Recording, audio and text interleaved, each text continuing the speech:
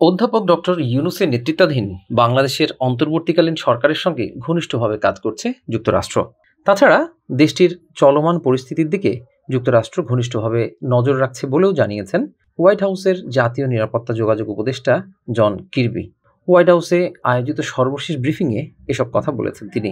ওই ব্রিফিংয়ে বাংলাদেশ সম্পর্কে প্রশ্ন করেন এক ভারতীয় সাংবাদিক। তিনি বলেন, গত কয়েক সপ্তাহ ধরে সারা দেশে বেশ কয়েকটি হিন্দু আমেরিকান দল প্রতিবাদ মিছিল করছে। এই সপ্তাহান্তে হোয়াইট হাউসের বাইরেও বিক্ষোভ হয়েছে। তারা শেখ হাসিনা সরকারের পতনের পর বাংলাদেশি হিন্দুদের এবং মন্দিরের ওপর হামলার বিরুদ্ধে সরব হয়েছে। প্রেসিডেন্ট কি এ বিষয়ে অবগত?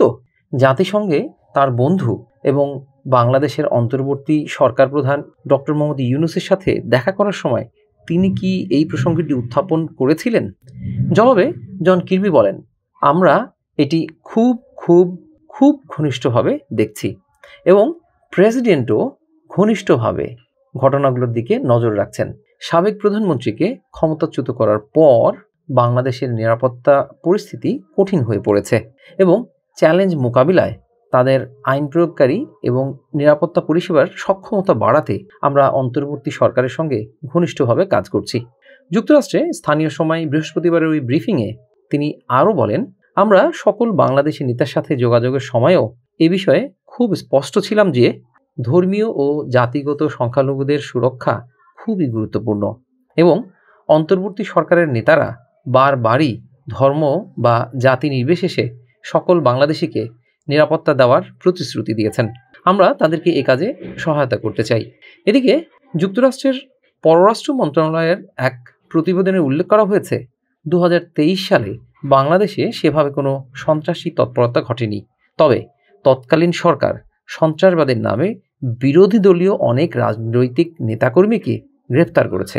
কান্ট্রি রিপোর্টস অন টেরোরিজম 2023 শীর্ষক প্রতিবেদনটিও 12 ডিসেম্বর তথা বৃহস্পতিবারই প্রকাশ করেছে মার্কিন পররাষ্ট্র মন্ত্রণালয়। সেখানে বাংলাদেশ অংশে বলা হয়েছে, আন্তর্জাতিক ধর্মীয় সন্ত্রাসবাদী গোষ্ঠীর সঙ্গে যোগাযোগ রয়েছে। বাংলাদেশে এমন জঙ্গি বা সন্ত্রাসবাদী গোষ্ঠী রয়েছে দুটি। এক, আনসারুল্লাহ বাংলা টিম, যা আনসার আল ইসলাম নামেও পরিচিত, এবং দুই, নব্য জামায়াতুল মুজাহিদিন বাংলাদেশ বা নব্য জেএমবি। আনসারুল্লাহ বাংলা টিম আন্তর্জাতিক জঙ্গি গোষ্ঠী আল কায়দা নেটওয়ার্কের সঙ্গে সম্পর্কিত, আর নব্য জেএমবি সিরিয়া ভিত্তিক সন্ত্রাসী গোষ্ঠী ইসলামিক স্টেট সম্পর্কিত। 2023 সালে বাংলাদেশে আনসারুল্লাহ বাংলা টিম এবং নব্য জেএমবি দুটিরই তৎপরতা সেভাবে ছিল না বলে উল্লেখ করা হয়েছে যুক্তরাষ্ট্রের এই প্রতিবেদনে। তবে ওই বছর বাংলাদেশে একেবারে যে জঙ্গি তৎপরতা ছিল না এমনটি নয়, কারণ ওই বছর মাসে মাসে পার্বত্য চট্টগ্রামের পাহাড়ি এলাকায় বিচ্ছিন্নতাবাদী কুকি চীন ন্যাশনাল ফ্রন্টের তথা কেএনএফের হাতে নিহত হন এক সেনা সদস্য। তারপর মে মাসে কেএনএফের হাতেই নিহত হন আরও 2 সেনা সদস্য। কুকি চীন বাংলাদেশের ক্ষুদ্র পার্বত্য নৃগোষ্ঠী। এই নৃগোষ্ঠীরই কিছু বিচ্ছিন্নতাবাদী মিলে কেএনএফ গঠন করেছিল। যুক্তরাষ্ট্রের এই প্রতিবেদনটিতে আরও বলা হয়েছে, 2023 সালেও আইনশৃঙ্খলা বাহিনী বিচার বহির্ভূত হত্যাকাণ্ড অব্যাহত রেখেছিল। এছাড়া রাজনৈতিক বিরোধীদের দমন করতে সন্ত্রাসবাদী আইনের আওতায় অনেককে গ্রেপ্তার করা হয়েছে, যাদের উল্লেখযোগ্য অংশই সন্ত্রাসের সঙ্গে যুক্ত ছিলেন না।